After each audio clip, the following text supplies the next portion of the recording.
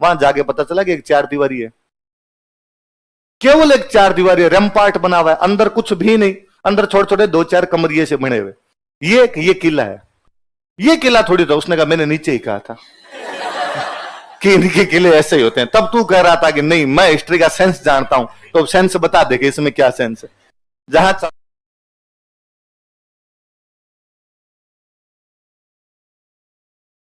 थे अपने यहां पे जब भी कोई नए शहर बनाए जाते तो उनके चारों तरफ परकोटे बना लेते, शहरों की तरफ क्या क्या बना लेते, परकोटे, परकोटे बनाते। एक तो ऊंचे बनाने लग गए शहर, एक शहर के चारों तरफ क्या बनाने लगे, परकोटे। परकोटे वाली जो भी बस्तियां होती है इनको किले ही बोलते हैं।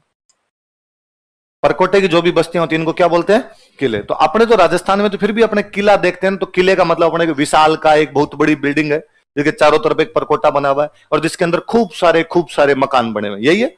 आप नाहरगढ़ का किला देखने जाएंगे तो किले का मतलब चारों तरफ चार दीवारी है, एक लंबी चौड़ी चार दीवारी है और अंदर उसके महल बने हुए, और गाइड बताएगा फलाने राजा जी का फलाना महल, फलानी रानी का फलाना महल, ऐसा। मैं एक बार गोवा गया हुआ था, तो मेरा एक दोस्त ऑलरेडी वहां पे रहता था, तो उसने कई दिन हमें बीच दिखाए। 2-3 दिन हम वहां घूमे, तो उसने कहा ये बीच, तो बीच देखते देखते तंग हो गए, सारे बीच एक जैसे समुद्र किनारे पानी पड़ा है। तो हमने कहा गोवा में और कुछ चीज भी होगी, यहाँ बीजापुर वालों की सल्तनत रही थी उनकी, तो उसने कहा कई मस्जिदें हैं, तो उसने 2-3 दिन हमें 2 दिन मस्जिदें दिखा दी। अंग्रेजों का राज रहा था, पुर्तगाली रहे थे, वो पुर्तगालियों का राज था उनके, तो चर्च है तो चर्च देख ली। हम उसके बाद 10 एक दिन रुके, तो हमने पूछा और दिखा हमें कुछ, तो उसने कहा और कुछ ही नहीं। फिर उसके मुंह से निकला कि यहाँ पे 2 किले हैं, तो मैंने ये दिखा, पहले ये दिखा था। राजस्थान का आदमी यार किलों से ज्यादा लगा हुआ है, तो उसने कहा ये किले अपने वाले जैसे नहीं है। अरे मैं तू हिस्ट्री का स्टूडेंट नहीं है, तूने एमबीए की, तू किले का मतलब नहीं समझता, किले का मतलब हम समझते, तू दिखा। तो बहुत ऊंची एक जगह पे लेके गया, तो जब ऊंचाई पर हम चढ़ रहे थे हमें लगा यार वाकई विशाल का एक किला होगा जैसा अपना मेहरानगढ़ चित्तौड़गढ़ है। वहां जाके पता चला कि एक चार दीवारी है, केवल एक चार दीवारी रैम्पार्ट बना हुआ है, अंदर कुछ भी नहीं, अंदर छोटे छोटे दो चार कमरिए से बने हुए। ये किला है, ये किला थोड़ी था। उसने कहा मैंने नीचे ही कहा था कि इनके किले ऐसे ही होते हैं। तब तू कह रहा था कि नहीं मैं हिस्ट्री का सेंस जानता हूं, तो सेंस बता दे कि इसमें क्या सेंस है। जहां चारों तरफ कुछ भी किले बंदियां की होती, दीवारें बनी होती, उनको अपने क्या बोला करते थे, किले। एक शहर बसाया, शहर के चारों तरफ चार दीवारी बना ली, उसके अंदर राजा का जो महल होता वो और किले बंदी से टाइट कर दिया जाता था। तो लिखो 1113 ईस्वी में इन 1113 एडी, 1113 ईस्वी में इन 1113 एडी इसने अजमेर की स्थापना की। ही फाउंडेड अजमेर, इसने अजमेर की स्थापना की, ही फाउंडेड अजमेर। तथा यहां पर किले का निर्माण करवाया, and built A fort here. तथा यहां पर किले का निर्माण करवाया, and built A fort here.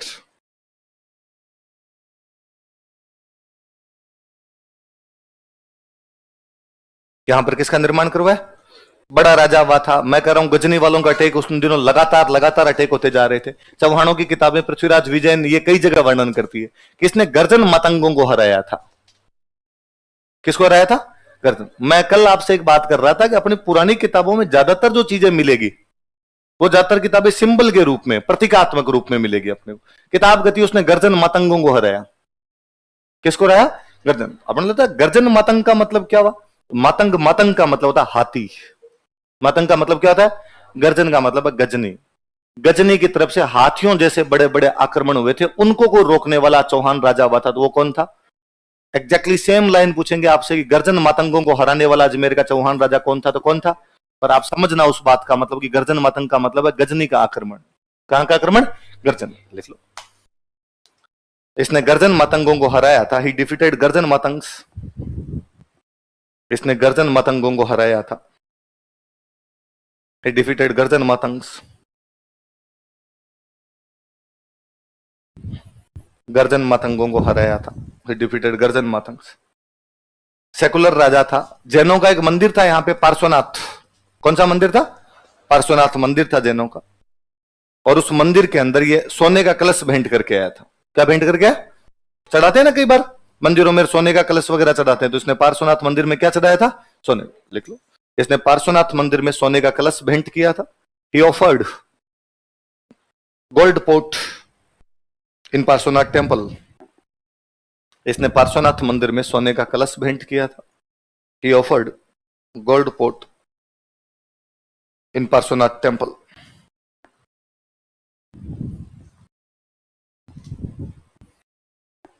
बड़ा इंटेलिजेंट राजा हुआ था। जैनों की 2 ब्रांचेज है, एक ब्रांच है अपने दिगंबर, कौन सी ब्रांच है? एक ब्रांच है श्वेतांबर। वे जैन जिन्होंने श्वेत कपड़े धारण करने शुरू कर दिए थे, क्या कहलाए? श्वेतांबर। जिन्होंने कपड़े ही त्याग दिए थे, वो क्या कहलाने लगे थे? दिगंबर। तो दो ब्रांच है, दिगंबर और श्वेतांबर। इनमें फिलोसॉफी को लेकर किसी ना किसी बात का हमेशा अंतर बना ही रहता। ये किसी बात को मानते, दूसरे वाले इस बात को नहीं मानते, या दूसरे वाले किसी चीज को मानते, पहले वाले उस बात को नहीं मानते। तो एक बार इनके बीच में विवाद हो गया, इनके बीच में डिबेट हो गई कि भाई इनकी बात सही है, इनकी बात सही है। तो कहा फाइनल फैसला किससे करवाया जाए? तो किसी इंटेलिजेंट आदमी से फैसला करवाया जाए। तो इंटेलिजेंट आदमी राजा अजयराज है। तो दिगंबरों और श्वेतांबरों के बीच में जब डिबेट हुई थी, पहले जो विद्वानों के बीच की डिबेट होती उसको बोलते शास्त्रार्थ। क्या बोलते थे? जो शास्त्रों के अर्थ के लिए डिबेट हो, वो अर्थ क्या क्या कहलाए?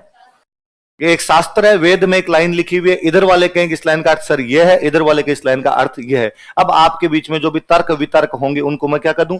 शास्त्रार्थ। शास्त्र के अर्थ को जानने के लिए जो किया गया वो क्या हो गई? शास्त्र।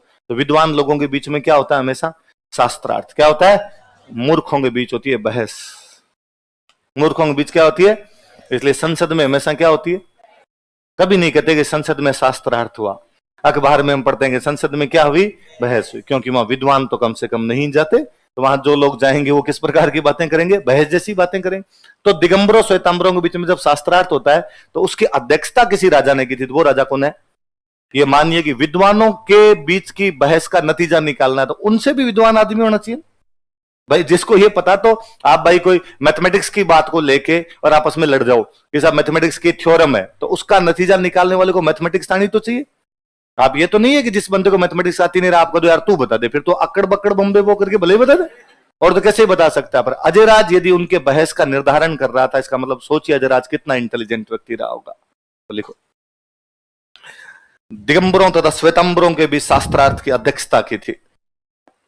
दिगंबरों तथा श्वेतांबरों के बीच शास्त्रार्थ की अध्यक्षता की थी। He became president in debate between Digambars and Shvetambars. He became president in debate between Digambars and Shvetambars. इसने दिगंबरों तथा श्वेतांबरों के बीच शास्त्रार्थ की अध्यक्षता की थी।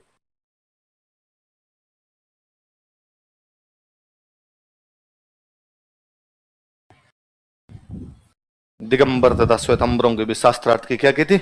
अध्यक्षता। इसकी एक रानी हुआ करती, उस रानी का नाम था सोमल देवी। क्या नाम था रानी का? सोमल देवी नाम करके रानी था, या इसका नाम था सोमलेखा। दोनों ही नाम मिलते हैं अपन। क्या क्या नाम मिलते हैं बताओ देखे? कई जगह इसकी का नाम सोमल देवी मिला और कई जगह इसी का नाम क्या मिला अपने को? सोमलेखा। क्या नाम है? सोमलेखा का दो या सोमल देवी का दो। सोमलेखा ने कहा राजा क्या मतलब है? बाहर कभी सोने का कलश चढ़ाते घूमते रहते हो, कभी किला बनाते घूमते रहते हो, मुझे पैसे चाहिए, मुझे पैसे कौन देगा? राजा ने कहा क्यों पैसा पैसा करती है? तो इसके नाम के सिक्के चला दिए थे, चांदी और तांबे के सिक्के चलाए थे, उस पर अपनी रानी का नाम लिखवा दिया। तो कोई पूछेगा कौन से चौहान राजा ने अपनी रानी के नाम के सिक्के चला दिए थे? राजा कौन था? अजयराज। उस रानी का नाम क्या था? सोमल देवी या सोमलेखा। किस धातु के सिक्के चलाए थे? चांदी और तांबे। लिखो, अपनी रानी सोमल देवी के नाम से चांदी व तांबे